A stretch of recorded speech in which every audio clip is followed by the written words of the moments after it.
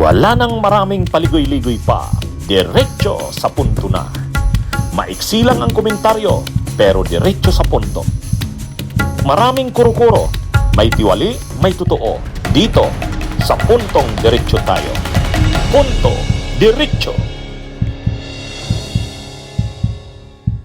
Napapansin ko dito mga kabunyog, umiinit ang sitwasyon.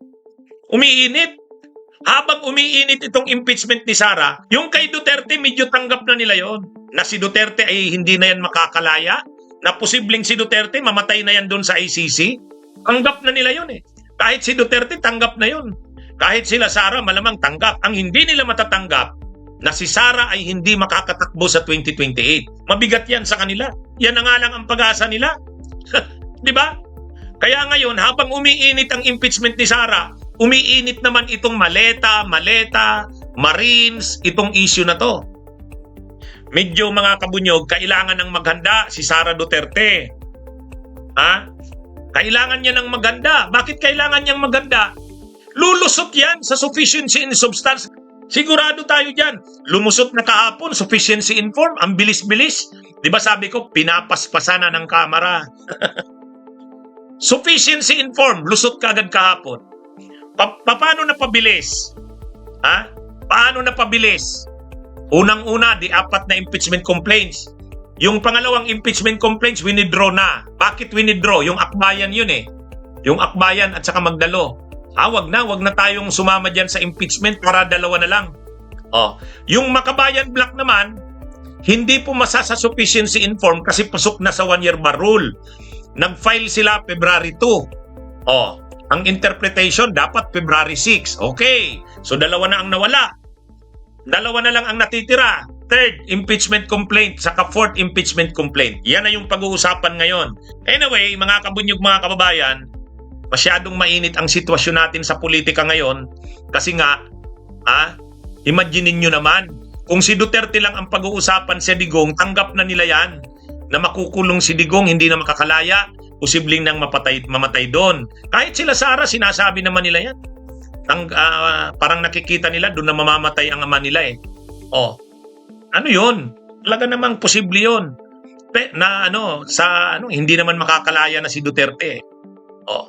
Pero, kung si Sara Duterte ay ma-impeach at hindi makatakbo sa 2028, hindi nila matatanggap yun. Hindi nila matatanggap yun. Mga kabunyog, mga kababayan. Kasi si Sara ang kanilang pag-asa. Ang mga DDS, nakataya ang bato na sila kay Sara. Tapos hindi pa tatakbuhin sa 2028? Mai-impeach ngayon? Ang pag-asa nila, Senado. Ay, napanood nyo yung usapan namin ni Llamas. Hindi sila nakakasigurado sa Senado. Ang mga senador, posibleng magbago ng yan. Magbago yan. Maraming problema ang mga senador. Kaliwat kanan ang kaso nila. Pag ginamitan niya ng carrot and stick, di ba? Yung carrot and stick strategy. Ano yung carrot? Ano yung carrots? Carrots. Magkano naman sa atin yan, attorney, yung pronunciation mo. Yung carrots. Ano yung carrots doon? Paano na kumbinsi ni Pinoy noon yung mga senador para i-convict si Corona? Ay di ba sabi ni binigyan daw ng mga proyekto ang mga senador, ilang milyon ba yun? 50 milyon o ano? Yun yung carrots. Ano naman yung stick? May problema ka, baka gusto mong tuluyan ka dyan sa problema mo o gusto mong palusutin ka na lang dyan sa problema mo. Yan naman yung stick. Yun yung pamitik. Yung mga senador na yan, may problema si Cheese, may problema si Jinggoy, may problema si Joel. Dami nilang problema. Kaliwat kanan ang kaso nila. Ang ginamitan mo yan ng stick, bibigayan. Pag ginamitan mo naman yan ng carrots, yung mga na yan, senador na yan, pag binigyan mo yan ng mga proyekto, alam naman natin yan, tingnan nyo yung mga pork barrel nila, di ba? Takaw na takaw sila dyan. Takam na takam sila dyan. Kaya sabi nga ni Ronald Llamas, kapag nakarating sa Senado ang impeachment ni Sara, wala na, mahirap nang makontrol yan. Kaya, ano na lang ang pag-asa ngayon ng kampo ni Sara Duterte? Mapigilan ang impeachment. Kaya ngayon, sinasabayan itong maleta, itong 18 ex-Marines. Ito ngayon, yung kanilang pinapanlabas. Anong ano diyan? Tapos naglabas na ng statement ang Iglesia, 'di ba?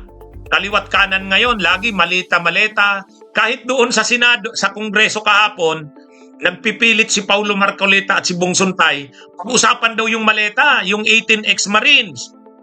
'Di ba? So ibig sabihin, ito yung kanilang strategy. Magki-create sila ng destabilisasyon. Yan yung sinasabi ni Senador Ping Lacson eh. Sabi ni Senador Ping Lacson, mukhang ang timing nitong paglabas ng 18 ex-Marines na to tiniming sa ICC, tiniming sa impeachment ni Sara. Kaduda-duda ito. Ito ba'y bahagi ng another ng destabilisasyon? Bakit? Bakit kaya destabilisasyon na naman to? Ay, yan eh. Ayaw talaga nilang ma-impeach si Sara. Yan ang kanilang huling baraha. Yan yung kanilang huling baraha. Pag na-impeach si Sara, na-convict sa Senado, hindi na makakatakbo yan, makukulong pa. Sino naman patatakbuhin nila? Si Bongo? Ay, si Bongo, may problema rin si Bongo. May problema rin si Bongo sa ICC. O wala. So, sinong patatakbuhin nila? Si Pulong? Patatakbuhin nila si Baste? Mahirapan. Iba naman si Sara kila Pulong at Baste. Kaya mga kabunyog, mga kababayan, parang ganito yan eh. Kung gagawin ng kampo ng Duterte, hindi talaga nila mapapayagang ma-impeach si Sara. Hindi nila Kaya lang, paano naman nila pipigilan? Kaya gusto nila yung mga kongresista masira. Parang matakot yung mga kongresista doon sa expose ng maleta-maleta. Kaya gusto nila, yun yung pag-usapan. Kaya kahapon, pinipilit nila pag-usapan yung maleta eh. Diba? Pinipilit nila pag-usapan yung maleta kahapon. Si Paulo Marcoleta, si Bong Suntay, pag-usapan daw ang maleta. Kaya lang sabi naman ng mga kongresista, bakit natin pag-uusapan ang maleta? Impeachment ni Sara to, maleta yung pinag-uusapan niyo. Kaya mga kabunyog, mga kababayan, ito? Mukhang nagkakagulo na ang pro-Duterte camp. Alam nila na seryoso na itong impeachment ni Sara. Hindi nila ito mapipigilan. Bunyog, bunyog, halikan na kasama ka. Bunyog, kapag buklod ay may pag-asa. Luzon, Visayas, Mindanao, isa ang pananaw. Sa bagong Pilipinas ang bunyog isisigaw. Bunyog.